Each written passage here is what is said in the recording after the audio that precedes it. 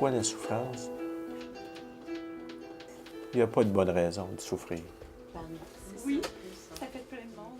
Mais remplir cette souffrance-là de quelque chose qui est plus grand, ah ben là, peut-être qu'il y a quelque chose qui peut nous aider à surmonter ce qui est vécu.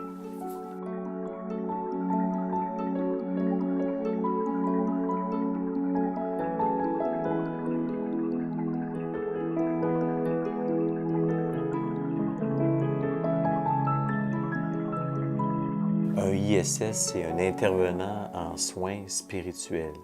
Je pense que le mot soin prend toute sa valeur dans la manière d'accueillir ce qui se passe chez la personne qui tout d'un coup se retrouve dans un lit d'hôpital. On le sait, quand le corps est touché, c'est toute la personne qui est touchée. Et je dirais, dans le rôle que nous avons, on a à apprendre ce qui se passe dans l'immédiateté de sa situation. Pour certains, c'est d'essayer de retrouver une santé. Pour d'autres, ils savent qu'ils vont être aux prises avec des limites avec lesquelles ils devront composer. Puis dans d'autres cas, c'est parce qu'ils sont dans une trajectoire de fin de vie.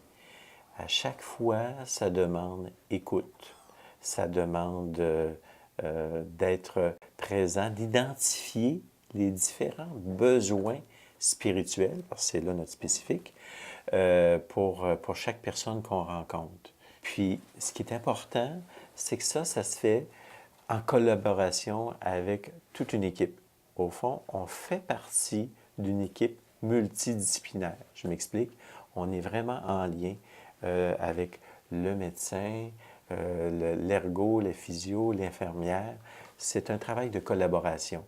Eux croient en nous, nous, on croit en eux, mais c'est surtout que tous ensemble, je pense, on croit au patient qui est là, puis on est là pour son bien.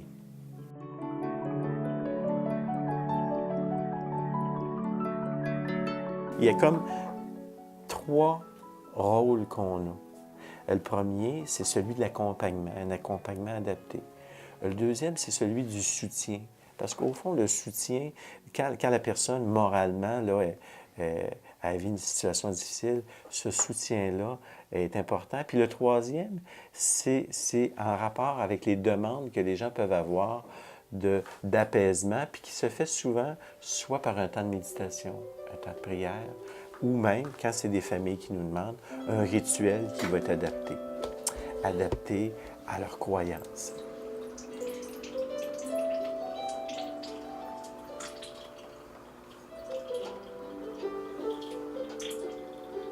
Ma mission première pour moi en centre d'hébergement, évidemment, c'est quand la personne vient ici, c'est que je veux qu'elle sente qu'elle est encore importante. Hein? C'est encore une personne digne qui peut vivre encore des beaux moments de joie. L'écoute auprès des patients peut se faire et se fait souvent dans un silence. Il arrive parfois que la personne dise « Vous savez, je n'ai pas le goût de parler. » Et bien des fois, juste de prendre la main, de la complicité, l'apaisement va se faire là. Le temps même aussi, dans les temps de prière, c'est pas toujours avec des paroles. C'est pas toujours le besoin qu'on parle. Encore là, c'est important de connaître l'histoire de la personne pour être branché à elle, à son histoire, à sa manière d'entrer en relation.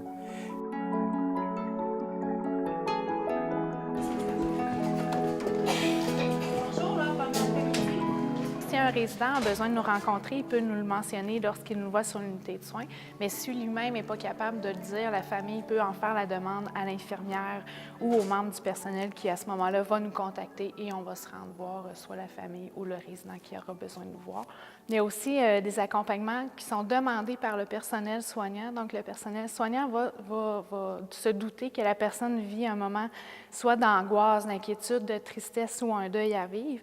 Donc là, elle va nous faire un signe, puis elle va nous dire, écoute, pourrais-tu aller voir telle personne? Elle aurait besoin de parler, de discuter, elle aurait besoin de soutien, donc on va aller la voir. Il y a également des personnes en fin de vie, en soins palliatifs, qu'on va aller rencontrer, souvent pour soutenir la famille et offrir un rituel de fin de vie. Bien, c'est en fait l'accompagnement de fin de vie dès qu'ils arrivent ici. Mais on ne veut pas voir ça de cette façon-là. Hein. On écrit un peu, c'est un privilège parce qu'on écrit un peu la conclusion de leur vie avec eux.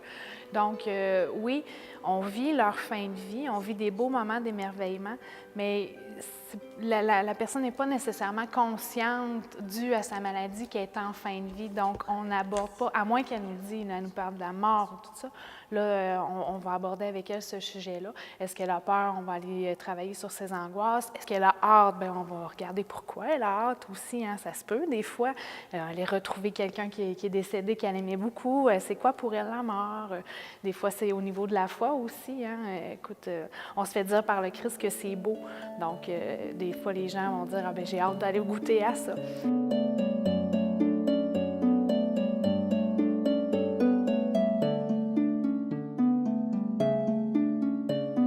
L'idée de fonder le Centre spiritualité santé de la capitale nationale remonte à presque 20 ans maintenant, 1998. L'idée était dans le fond, de regrouper les forces vives en soins spirituels. On ne s'appelait pas intervenants soins spirituels à ce moment-là, on était des animateurs de pastoral. Dès sa création, en 1998, la mission du centre a toujours été triple, pour ne pas dire quadruple. Bien sûr, la première mission, c'est tout ce qui touche les activités cliniques, l'accompagnement spirituel et religieux auprès des usagers. C'est notre raison d'être et c'est notre mission première. Accompagne cette mission-là, bien sûr, tout le secteur de l'enseignement universitaire. On collabore depuis notre création à la formation de futurs intervenants en soins spirituels avec la Faculté de théologie et de sciences religieuses de l'Université Laval. La mission formation, former nos intervenants, mais aussi de former les professionnels avec qui on travaille à cette dimension-là. Et pour assurer une pertinence des pratiques, il faut faire de la recherche, plus spécifiquement sur les besoins spirituels et religieux des usagers qu'on fréquente à l'intérieur de nos services. Alors, la clientèle qui est hospitalisée pour toutes sortes de problématiques aussi grande qu'il y a de personnes qui peuvent être hospitalisées. La mission en hébergement, on est présent dans tous les centres d'hébergement et de soins de longue durée de la grande région de Québec. Auprès de la clientèle qui est en réadaptation, que ce soit réadaptation physique ou réadaptation pour des problématiques de dépendance, auprès de la clientèle qui a des problématiques de santé mentale.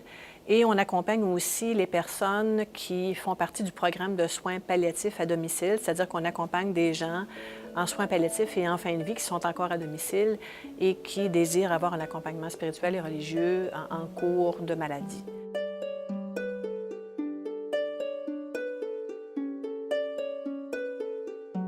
On a présentement 41 intervenants en soins spirituels qui travaillent sur 35 sites parce que ces clientèles-là sont réparties sur 35 sites géographiques différents. En 2017, sur 41 intervenants, il y a 14 prêtres. Parce que jusqu'en 2010, tous les intervenants en soins spirituels devaient avoir un mandat pastoral émis par l'ordinaire du lieu ou par le responsable d'église. En l'occurrence, dans la région de Québec, c'était l'évêque catholique du diocèse de Québec. Alors, en 2010, le ministère a statué que le mandat pastoral n'était plus une condition d'embauche et que l'employeur ne pouvait plus l'exiger comme étant une condition d'embauche.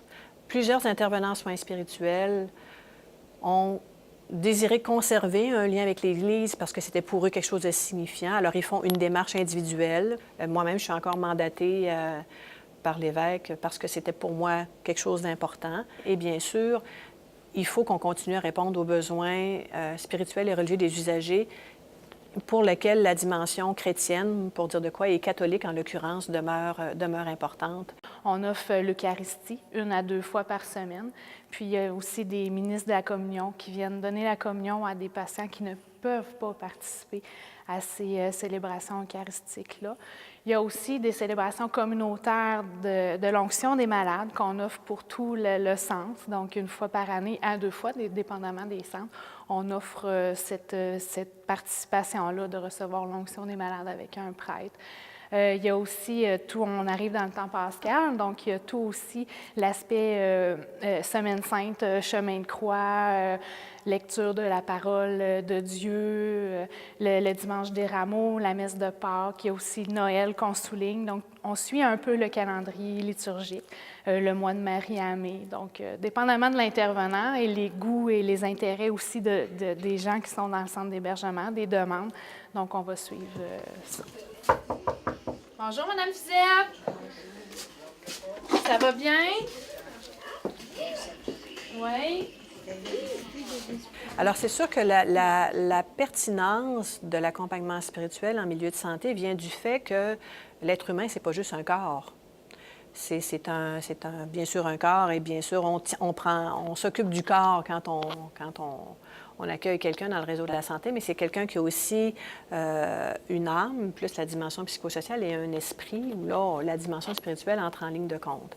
Alors, notre hypothèse de départ, c'est que toute personne qui est touchée dans son corps est touchée ailleurs dans son être, incluant la dimension psychosociale. Il y a des psychologues, des travailleurs sociaux qui sont les spécialistes de cette dimension-là, mais aussi dans sa dimension de l'esprit, c'est-à-dire spirituelle. Et c'est là qu'intervient, bien sûr, l'intervenant en soins spirituels. Alors, on est là pour apporter un support, un accompagnement, une forme de guérison peut-être aussi, même si ce n'est pas une guérison physique, mais je pense que des fois, ça peut aboutir à une certaine guérison, une certaine paix et une certaine espérance aussi dans un au-delà qui nous dépasse. Monsieur a déclenché la... Il y a une chanson qui a passé. Il avait besoin d'attention. Hey, il est bien beau ce chapelet-là. Vous l'aviez pas tantôt? Oui, je l'avais. Oui, il me semble qu'il était blanc, il n'était pas bleu.